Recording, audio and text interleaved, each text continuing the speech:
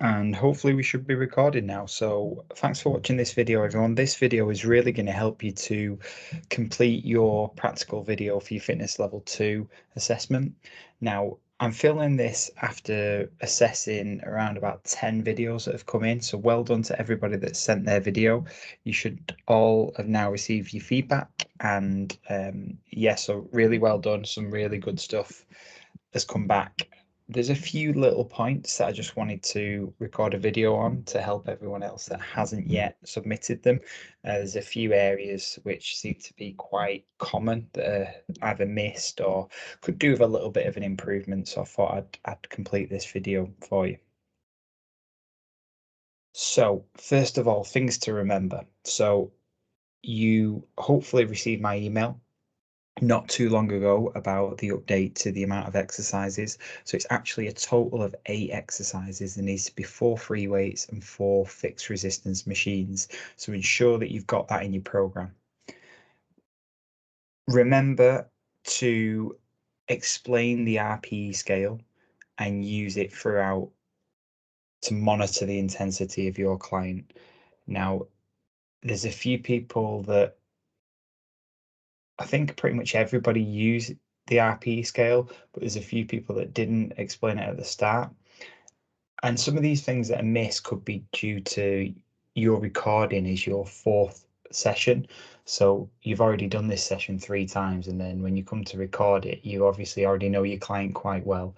And these are things that you might have done in all the other sessions, but obviously I need to see you do everything from the start pretty much. So ensure that right at the start, after you've done your intro, you've done your health and safety points, ensure that you basically explain the RPE scale and just let them know that you're using this to monitor the intensity. So remember, it's the rate of perceived exertion. You don't have to say that. You can use the RPE scale.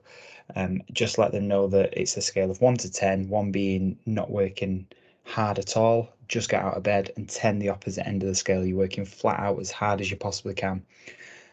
Through various points in the session, I'm going to ask you how you're feeling, and I just want you to tell me how you're feeling on that scale of 1 to 10. Just make sure your client understands that, and then throughout at various points, so you might ask maybe 2 or 3 times during the warm-up. You might ask, depending how long your cardio session is, you might ask, I don't know, 10 times throughout that. It's just another thing to help you monitor their intensity. Also, in between sets, you might use it as well. You might just get some verbal feedback from your client on how the weight felt. But again, feel free to use that RPE scale to give you an indication of sort of a number indication, if you like. And from that, use that information then to dictate your next decision. So if your client says they are, I don't know, level 2 on the RPE scale, and they've been in during their warm up for the first 3 minutes, you know for a fact that you need to make that a little bit more challenging, because your aim is to get them up to a 5 on that RPE scale during your warm up. So use that information that they give you back on their responses to dictate what you do next, whether it's making something harder or making something a little bit easier. Next point, so ensure that you introduce the exercise. So there's a few people that might have missed 1 or 2 of these things out, but on every exercise that you do, I'm talking resistance at the minute, introduce the exercise, so the name of the exercise, explain what areas it works, and also include the muscle groups of them areas that it works. And then only then do you start to do your demonstration. So your client doesn't touch the piece of equipment until you've covered all them areas and given you a demonstration. You need to demonstrate to the client and also to me on the video that you can correctly do that exercise. And a few development points I've given to people is just make sure you're doing an adequate amount of reps for the demonstration. So just 1 or 2 reps. The client can't really take in that information just seeing you do 1 or 2 reps. So do at least 8 to 10 reps during your demonstrations, and that's going to really solidify what that movement should look like in your client's mind. Next point, give adequate rests in between sets. So make sure that your client has enough time to recover in between sets. Sets shouldn't run from one straight into the next. If that's the case, then the resistance wasn't high enough for that first set. So there needs to be, I would say, a minimum of 60 seconds in between each set. During this 60 seconds, this gives you a chance to get some feedback from your client on how that last set felt, whether they could go any higher, where they were feeling it. Is the exercise okay, or would they like an alternative? So there's loads of little things that you can get information in between sets. And then finally, give your client a summary of how you felt the session went at the end. So once you've completed the session, you've just finished your stretches, rather than just wrapping the session up, get some information from your client. How did it actually, before that, give a summary of how you felt it went, or ask some information on how they felt it went. Either or, whichever order you want to do that in. Personally, I would probably get their feedback first, because rather than you giving information, you might prompt some answers in their head. So if you can let them talk first by asking an open question. Remember, an open question is something that can't be answered with a yes or no. It's got to be a little bit more detail. So how do you feel the session went today? And just leave a pause and let them answer rather than answering for them. Get as much information as possible, and that maybe then that's when you'd go into the summary of you giving them a bit of feedback on how the session went. Give them some positive feedback, give them some areas you feel they might be able to develop, and yeah, that'll just wrap the session up nicely and give you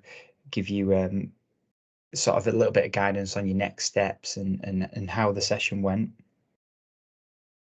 So they're the 5 main areas that I want people to sort of think about before submitting their video.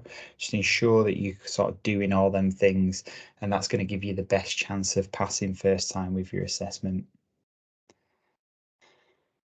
Just to recap, I feel I covered all this in the last video, but I will just quickly go over it again. So this is a standalone video.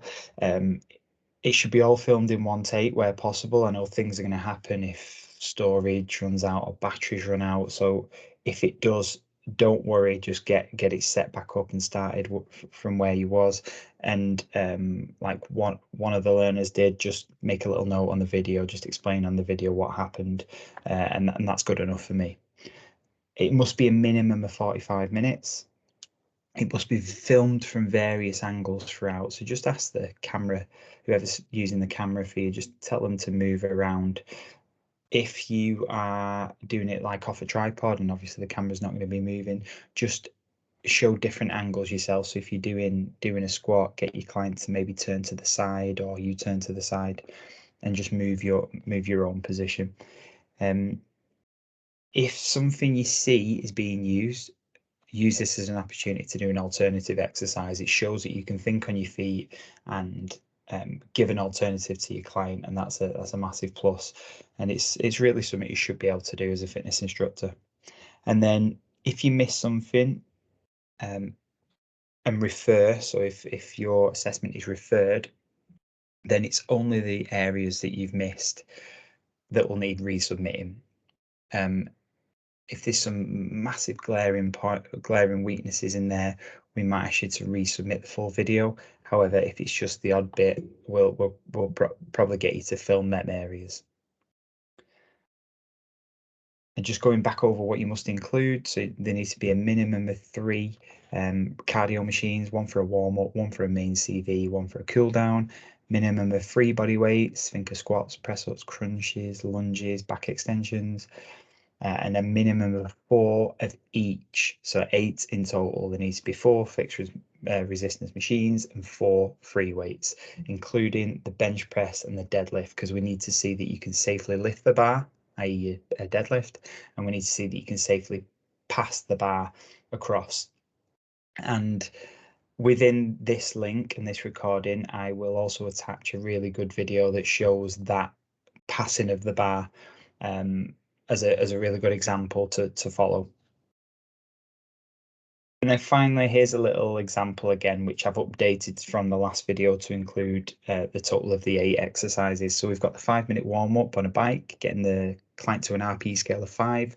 We've got the stretches, which are dynamic stretches, so moving stretches. Main session, 15 minutes on a treadmill. We were aiming to get your client up to a 7+. And then we've got, these are the 11 exercises in total, obviously, because we've got the 3 body weight as well as the 8 machines and free weights. So we've got squats, body weight squats, deadlift, press up, bench press, lat pull down, leg press, chest press, seated row, dumbbell shoulder press, dumbbell bicep curls, or curls as the spelling says, crunches, cool down 5 minutes on a rower, and then you want to get their RP back down after that main session, anywhere below a 5, and then you're going to do some static stretches. You've got maintenance and developmental stretches. So your maintenance stretches are 20 seconds, developmental are 30 seconds. So that is the end of the presentation, just to give you a little update on the assessment. Again, well done to everyone that's already submitted. If you haven't yet submitted, ensure that you start to think about doing that within the next few weeks and get them sent in to me. The best way that people have been doing it, that's been working really well, is uploading it to YouTube and then just copying that link onto your on-screen learning platform. But I hope this was helpful to you all. And if, as I always say, if you've got any questions, just drop me an email. Also, the again every Monday and Friday at 10 a.m. So feel free to jump on any one of them and I will answer all your questions on there too. Thanks a lot, everyone, and I'll speak to you soon.